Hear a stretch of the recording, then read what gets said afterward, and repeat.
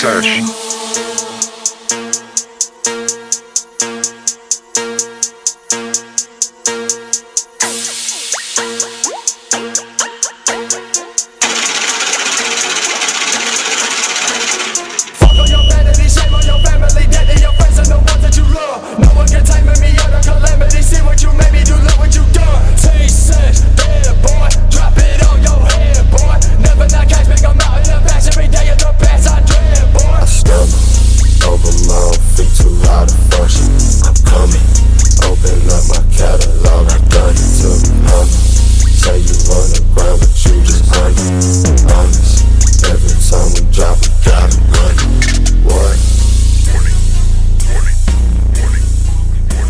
Hey, how's it going, everyone? TrueGunpla here. So here is the Workbench video 1.5, and you might be wondering why 1.5. Earlier, I did a kind of a small edit on Tumblr of my Workbench before, so this would be the second iteration of that video.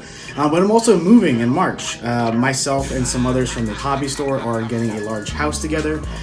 So it's kind of going to be like a plastic model house. There's going to be a bunch of build rooms and streaming rooms for Twitch, so even like a airbrushing and painting room as well. So it's gonna be a lot of fun. This video is gonna be very short, very sweet. I'm gonna show you guys what I've been working with for maybe about the past like 5 months or so, and then in the future there'll be a longer, more in-depth video once we get settled into the house. Now let's go ahead, we'll get started in the video. We'll start with the backlog here. This is a question I get a lot on social media of like, you know, what's in your backlog, what do you have? So we'll go over that, we'll go over some of the Gunpla stuff, we'll go over some of the Warhammer stuff, and then we'll get into the Workbench tour itself. So thank you guys for checking out this video. Make sure you guys stick around to the end, and yeah, let's go ahead, let's get started. Alright, so we'll start here with the backlog. Like I said earlier, there's a lot of stuff. I haven't gone around to building. Everything here has a project that I want to do with it. I don't have a lot of master grades. I do and I don't really. I've got like the perfect gun up here, the build strike. I do have a perfect grade Banshee Norn that the my local store owner gave to me as a gift, and then also some other larger kits like the high grade Cassatria. So these will be long-term projects. This perfect grade Banshee Norn is going to be insane. It's going to be a huge airbrushing project. But like I said before, everything I have plans for. So I think I have enough content for like you know, at least a year or so, just within a couple of these stacks alone. But as you can see, a lot of build fighter kits, a lot of SDs. I really like SDs. I really like doing a custom SD build, so you're gonna see a lot of these on the channel. Here's some of the other master grades as well, like the G Gundam, the Ball, GM Sniper 2, and GM Sniper Custom. So yeah, we'll go ahead and let's move on to some of the paint and some of the Warhammer stuff we have down here. Alright, so here is the kind of second tier of the shelf. As you can see, there's a lot of paints. I have a lot of Vallejo, a lot of Citadel, and also a good selection of ammo. Everything you see over here is paints. Here's a bunch of just, you know, Citadel paints, and then in this here is nothing but Citadel paints as well as some rattle cans down there on that second shelf. So also, yeah, Shadespire, really great game. We're playing that here at the store. Some Warhammer books as well. So yeah, this is actually a store Vallejo rack that I use for all of my dropper bottles. So let's go ahead and we'll move down to the kind of like the miscellaneous kits here at the bottom. Alright, so here is the bottom part of the shelf. As you can see, there's a little bit of everything going on here. We have some Star Wars kits, some Machine Krieger, some third-party stuff here as well. And we also have some Frame Arms Girls, some cars, and leftover high grades that didn't really fit up top. And down here, let me just kind of move this camera down a little bit. Down here is most of my Warhammer sealed product, as well as kind of bins full of pre-primed and pre-painted pieces. I have got a lot of Chaos, Space Wolves, things along those lines, and I have a lot of Orcs, way too many Orcs. I have an abundance of Orcs. This is going to do it for the backlog portion of the video. Now let's go ahead and talk about the actual Workbench itself. Alright, so that was the backlog. Now we're going to move on to my actual workbench. I have my building area here, and then over to my left is the painting area. So we'll start with the building area, then we'll move over to the painting area. Now, this workbench, getting it to this point has been like my ongoing project, and it's still ongoing because now I have to move and reset everything up. So I've had this for about 4 months or so, maybe 5 months, and I love it. I love the setup with it. The only issue I've had is with streaming on Twitch, trying to figure out a way to make that work, because I only do have one monitor at the moment. So streaming is a little hard with this setup. I wouldn't recommend it having a long setup if you don't have like an extra monitor or something along those lines. But let's go ahead and let's take a look at the building area here.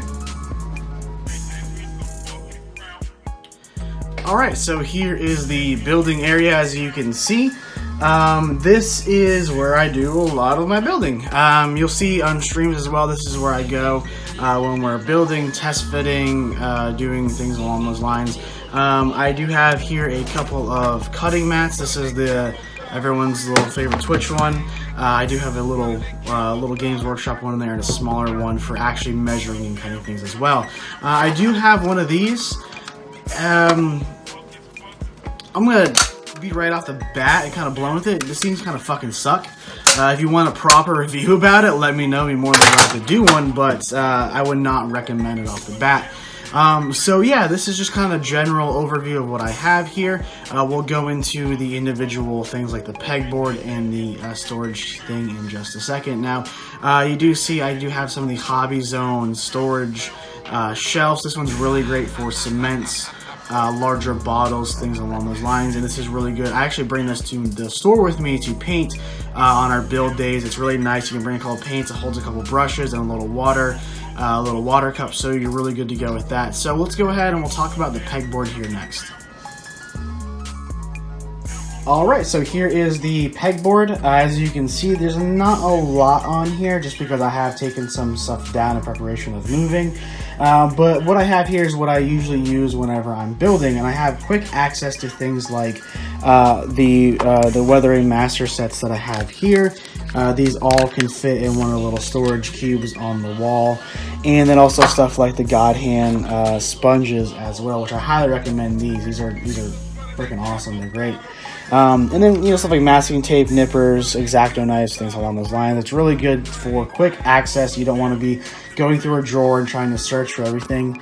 And then stuff that's still in packaging too is really good. I can put up, waterside decals. I can use Kotobuki MSG stuff over there, and also to the right just a little bit, there's some Warhammer blisters also. So now let's go ahead and we'll move on to what I got going on in this drawer over here.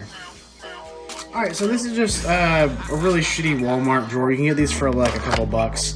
And here's just kind of some random stuff, some water slides, Gundam markers that I don't use anymore, some weathering supplies, some smaller sanding sticks, and some like metal balls for dropper bottles and paint pots. And this one, there's some tools, shitty scriber, X-Acto knives, a lot of stuff I just kind of don't use anymore, just kind of miscellaneous stuff. This is good for, if you're kind of tight in space, I would recommend these. They're very cheap. I've had these for a couple years. They last very long. And these ones are good size for most everything. They can fit some smaller paint pots as well. But yeah, let's go ahead and we'll move over to the paint section. Alright, so here is the painting area. I have a very large cutting mat here that I use to cover the whole entire table. We have a couple of Hobby Zone storage units as well, and as you can see, I was actually working on some orcs before I recorded this video. So, and over here is my airbrush booth that goes out to a window over here. And then underneath this table is an airbrush compressor, and have some of miscellaneous just kind of like flocking material and some diorama stuff over there in the corner. So I do want to show you guys real quick the two Hobby Zone storage units that they have. They are super good. And then, oh yeah, I also have I have a chalkboard.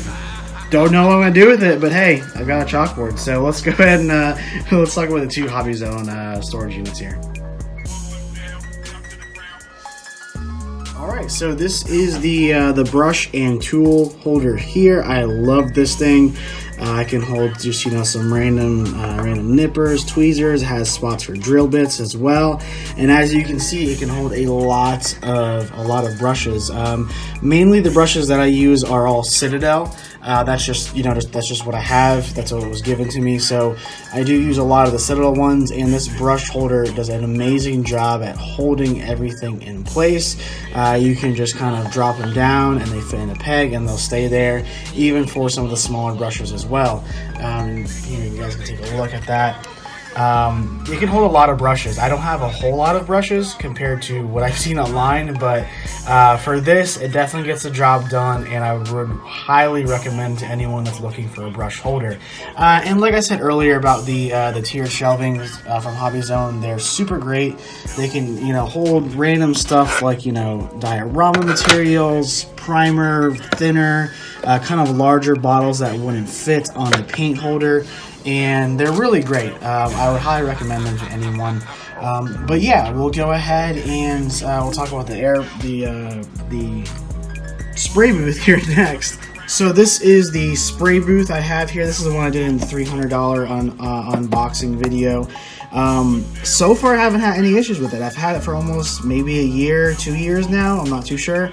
It's really great. It works perfect. It's super quiet. And it goes out to a vent to the window. I would recommend, like I said in the video, to get like a dryer hose for that. But other than that, I haven't had any real big issues with it. So yeah, this is the painting area. I'm super happy with it. I don't think I'm going to change much when I move into the new place. I might add another storage unit or get a paint rack for some of the Citadel paints that I have. So yeah, let's go ahead and we'll wrap up the video here. Alright, so that's the Workbench video here. I hope you guys enjoyed it. Like I said before, it's going to be very short, very simple, very sweet, because I will be moving out in March. So once we do finalize that move and have the new Workbench set up, we'll do a longer tour, kind of go more in depth into all the different tools that I use and also what my roommates are using as well. So if you guys like the video, leave a comment down below. If you have any questions, I'll be sure to answer them as well. And if you have a Workbench of your own, make sure to share a link. I would love to see your guys' setups also. So thank you again for checking out this video. Until next time, you guys have a good one.